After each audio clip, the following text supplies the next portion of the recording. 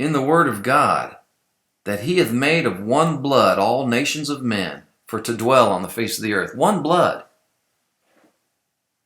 We all have red blood.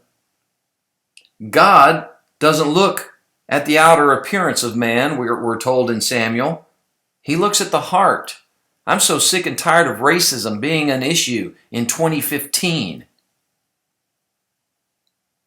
Anytime a white man speaks against our half-black president, for some reason they're labeled a racist. Yet, when a whole constituency of black pastors speaks out against them, what are they called? You know, supporting someone because of their skin color is just as bad as hating someone because of their skin color. Racism is something that shouldn't be allowed. It shouldn't be a problem in this day and age.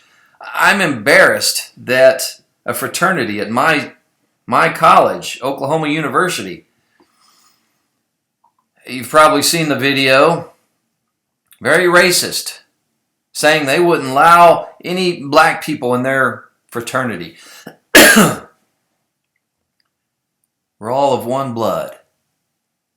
One blood. There's only one race, the human race.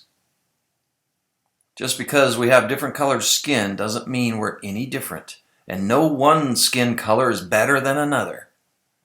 I'm so sick of this. I'm tired of racism being an issue.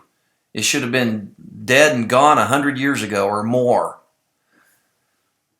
Paul begins this famous speech by talking about the unknown God, proclaiming that God made the world and is the Lord of His creation.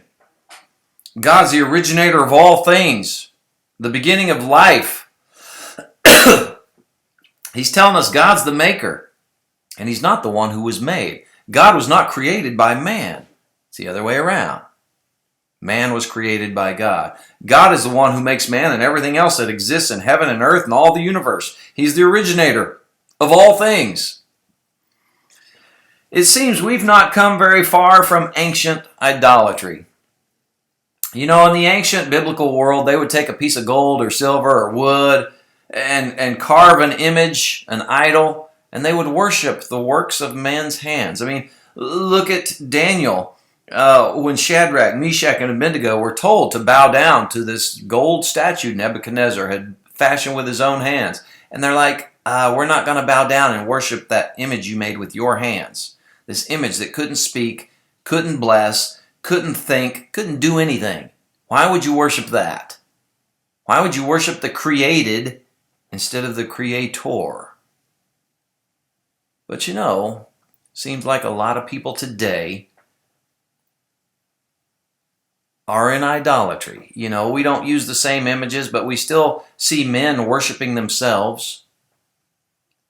Man simply thinks of himself. Some men are their own God. That's what idolatry is. You know, it's not in line with reality. God is not the projection of man. God is greater than man. God originated man. Everything that exists came from God's hands. He's the maker, the creator. God's the giver. He doesn't have any needs himself. The God who made the world and everything in it is the Lord of heaven and earth. He's not served by human hands as if he needed anything. He gave life and breath and everything else.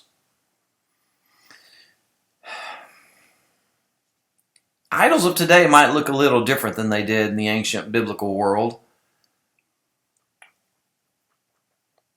What is it that occupies your time, your effort, your energy, that which occupies the primary place of importance for you? The thing you live for, the thing you work for. I think a lot of people have many gods today. Money is a god for some, fame a god to others. Your children can be gods.